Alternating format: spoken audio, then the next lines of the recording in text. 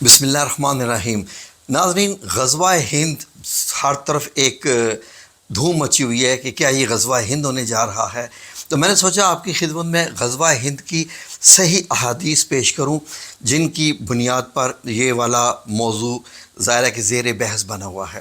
غزوہ ہند ناظرین، بہت سارے لوگ اس کے بارے میں کیا کہتے ہیں، لیکن میں اپنا ایک تجزیہ پیش کروں گا اور پہلے میں آپ کو حدیث مبارک پیش کروں گا تاکہ آپ کو بھی سمجھ آ جائے کہ ہم کیا بات کر رہے ہیں۔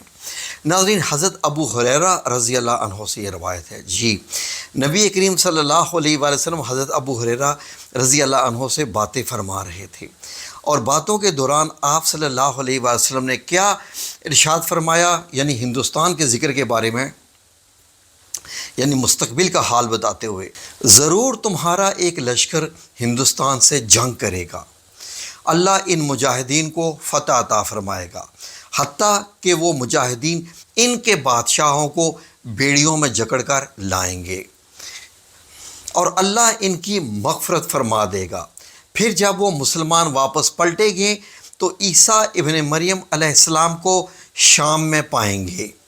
ابو ہریرہ رضی اللہ عنہ نے فرمایا، اگر میں نے وہ غزوہ پایا تو میں اپنا نیا اور پرانا سامان سب بیچ کر اس غزوے میں شرکت کروں گا۔ جب اللہ تعالیٰ ہمیں فتح عطا کر دی اور ہم واپس پلٹ آئے تو میں ایک آزاد ابو ہریرہ ہوں گا جو ملک شام میں اس شان سے آئے گا کہ وہاں عیسیٰ ابن مریم علیہ السلام کو پائے گا۔ یا رسول اللہ، اس وقت میری یہ خواہش ہوگی کہ میں ان کے پاس پہنچ کر انہیں بتاؤں کہ میں آپ صلی اللہ علیہ وآلہ وسلم کا صحابی ہوں۔ ناظرین، راوی فرماتے ہیں کہ جب ابو ہریرہ رضی اللہ عنہ نے یہ بات فرمائی تو نبی کریم صلی اللہ علیہ وآلہ وسلم مسکرا پڑے اور ہنس کر فرمایا، بہت مشکل، بہت زیادہ مشکل ہے۔ ناظرین، یہ حدیث اب آپ نے ملاحظہ فرمائے، غور کیجیے۔ میں بہت جگہ پر سن رہا ہوں، لوگ کہتے ہیں جی کہ جو محمد بن قاسم ہو چکا یا جو محمود غزنوی جو کہ انڈیا پہ اوپر قبضہ بھی کیا اور جنگ بھی لڑا، شاید وہی غزوہ ہند تھا۔ ناظرین، مجھے سمجھ نہیں آتی کہ جو لوگ یہ بات کرتے ہیں یا تو وہ حدیث پوری پڑھتے نہیں ہیں یا وہ اس کو خود اپنی مرضی سے تبدیل کر دیتے ہیں۔ یہاں پر ذکر یہ ہو رہا ہے کہ جب اللہ رب العزت غزوہ ہند میں فتح عطا فرما دے گا اور جب تم اس واپس لوٹو گے، کن کے ساتھ؟ ان کے بادشاہوں کو بیڑیاں اور جکڑ کے لاؤ گے، مطلب ان کے اوپر چینز پہنا کے ان کو قید کر کے لاؤ گے وہاں کے بادشاہوں کو، اور جب آپ لاؤ گے تو اس کے بعد جب پہنچو گے تو وہاں پر دوسری جگہ ملک شام میں حضرت عیسیٰ علیہ السلام کا نزول ہو چکا ہوگا۔ یہ دونوں ایونٹ یہ ساتھ ساتھ ہیں، سٹیپ بائی سٹیپ ہیں، ٹھیک ہے جی۔ ایک سٹیپ ہے غزوہ ہند میں مسلمانوں کی کامیابی اور سب جگہ قبضہ، اور دوسرا سٹیپ ابھی پہنچیں گے تو دوبارہ پھر سے کوچ کریں گے، کس طرف؟ دوبارہ روانگی ہوگی ملک شام کی طرف کہ وہاں پر حضرت عیسیٰ علیہ السلام کا نزول ہو چکا ہوگا۔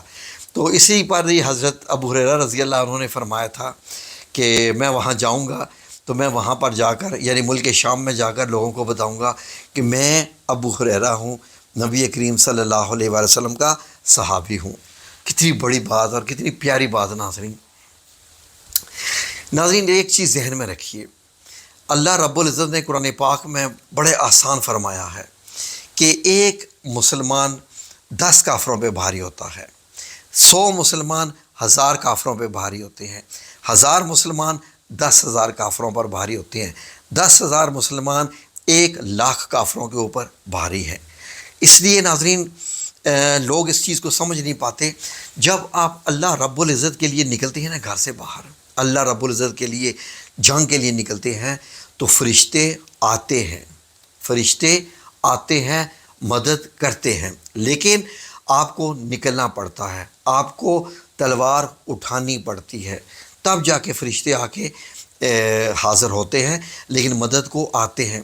مجھے یاد آتا ہے کہ یہ ایک بڑے ہی پیارے، میں ان کو کافی ان کے سنتا تھا، پاکستان کے وہ فوت ہو گئے ہیں، علامہ صاحب لاہور میں جو فوت ہوئے ہیں، شاید علامہ خادم نام ہے ان کا، رحمۃ اللہ علیہ۔ تو ان کے بیان بڑے زبردست ہوتے تھے، تو سامنے آ جاتے تھے، تو وہ فرماتے تھے کہ اپنے میزائل نکالیں، اپنے جہاز نکالیں. جب آپ نکالیں گے تو پہاڑیوں کے اوپر فرشتے بھی کھڑے آپ کا انتظار کر رہے ہیں. آپ ہمت تو کریں. جی ناظرین، وہ صحیح فرماتے تھے، وہ بالکل صحیح فرماتے تھے. وہ جو کہتے تھے وہ احادیث کی روشنی میں کہتے تھے. اور جو اللہ رب العزت کا انتظام ہے، جو نظام ہے، اب دیکھیے کہ آج بھی اللہ رب العزت مسلمانوں کی مدد فرمائے گا. کیوں نہیں فرمائے گا؟ وہ ہمارا رب نہیں ہے؟ اس کو اپنے بندوں کی پرواہ نہیں ہے؟ جو بندے اس کے لیے نکلیں گے. لیکن وہ کہتا ہے گھر میں بیٹھ کے دعائیں مت کرو. خالی گھر میں دعائیں بیٹھ کے وہ برباد ہو جائے، وہ ہو جائے، وہ ہو جائے. اللہ رب العزت فرماتا ہے پہلے تلوار اٹھاؤ. جیسے ایک مثال، ایک حدیث مبارک کی، پہلے اونٹ باندھو درخت کے ساتھ، پھر دعا کرو کہ اللہ تعالیٰ اس کی حفاظت فرمانا. تو ناظرین، یہ غزوہ ہند کی جو میں نے احادیث آپ کی خدمت میں پیش کی ہے، اس کے علاوہ اور بھی ہیں. میں اسکرین پہ ان کے سارے ریفرنس لکھ دیتا ہوں، آپ سرچ کر لیجئے، آپ کو خود ہی مل جائیں گے. غزوہ ہند لگتا ہے ہونے کو ہے، اور بڑی شان بیان کی گئی ہے اس کی، کہ اس میں غزوہ اس کو کہتے ہیں جس میں نبی کریم صلی اللہ علیہ وسلم نے خود شرکت کی ہو. اب اس کے اندر جو باقی راز کیا ہیں وہ میرے جو ذہن میں ہے میں تو نہیں بیان کرتا، بڑا چھوٹا منہ اور بڑا کم عقل ہے میرا. کوئی اور مفتی صاحب اس کو بیان کر دیں تو وہ زیادہ بہتر رہے گا. لیکن میں نے آپ کی خدمت میں جو احادیث مبارک پیش کی ہیں، وہ ایک اور بھی حدیث پیش کرتا ہوں. ناظرین، حضرت ثوبان رضی اللہ عنہ جو کہ رسول اللہ صلی اللہ علیہ وسلم کے غلام تھے، یہ ان سے روایت ہے. جی، بہت پکی روایت ہے. اب یہ سن لیجیے کیا ہے کہ نبی کریم صلی اللہ علیہ وسلم نے ارشاد فرمایا کہ میری امت کے 2 گروہوں کو اللہ تعالیٰ دوزخ کے عذاب سے بچائے گا. میری امت کے 2 گروہوں کو اللہ عذاب سے بچائے گا. وہ کون سے 2 گروہ ہوں گے ناظرین؟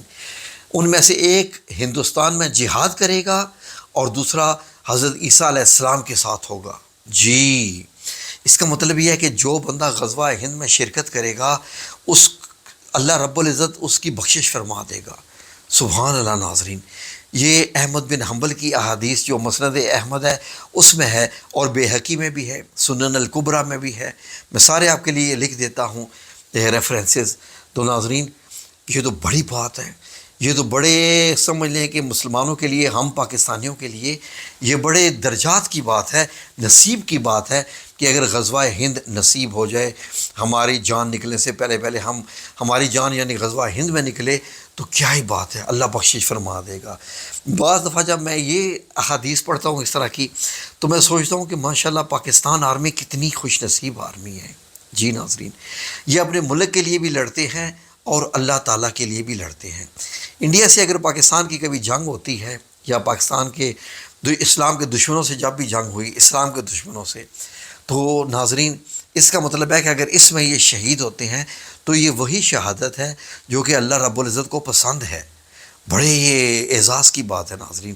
یہ آرمی کا کتنا بڑا اعزاز ہے کہ ایک تو آپ ملک کی سرحدوں کے لیے بھی لڑتے ہیں، آپ اپنی جاب بھی کرتے ہیں، آپ کو انعام و اکرام بھی ملتے ہیں، اور پھر آپ شہید بھی ہوتے ہیں، اور اللہ رب العزت آپ کی شہادت بھی قبول کرتا ہے کیونکہ آپ اسلام کے نام پہ لڑ رہے ہوتے ہیں. تو سب سے پہلے آپ ذہن میں رکھ لیجئے کہ آپ اللہ رب العزت کی خاطر لڑ رہے ہیں، بعد میں پاکستان کی خاطر لڑ رہے ہیں. تو یقین کریں کہ بڑے ہی خوش قسمت آپ لوگ ہیں جو کہ اعلیٰ درجات پاتے ہیں شہیدوں کے. سبحان اللہ. اب دیکھیں نا کہ دنیا کے کتنے ملک ہیں جن کی آرمی آپس میں لڑتی رہتی ہے، لیکن ان کو کچھ حاصل نہیں ہوتا، گولیاں کھا کے مرے اور وہ ختم اور واصل جہنم ہو گئے.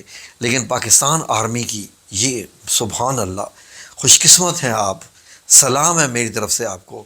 بڑے خوش قسمت ہیں آپ کہ آپ جب اسلام کے لیے لڑتے ہیں تو آپ شہید ہوتے ہیں تو اللہ رب العزت کا جو ہے آپ کو قرب حاصل ہوتا ہے. شہید پرندوں کی طرح جنت میں اڑتے ہیں. سبحان اللہ. تو ناظرین، اللہ کرے کہ ہم سب لوگوں کو غزوہ ہند نصیب ہو اور وہاں شہادت بھی ہمیں ملے، تاکہ یہ ہم درجات پالیں، ہماری بخشش ہو جائے، ورنہ ہمارے اعمال تو ایسے نہیں ہیں کہ ہم بخشے جا سکیں. جزاکم اللہ خیر. اللہ آپ سب لوگوں کا حامی و ناصر ہو. آمین یا رب العالمین.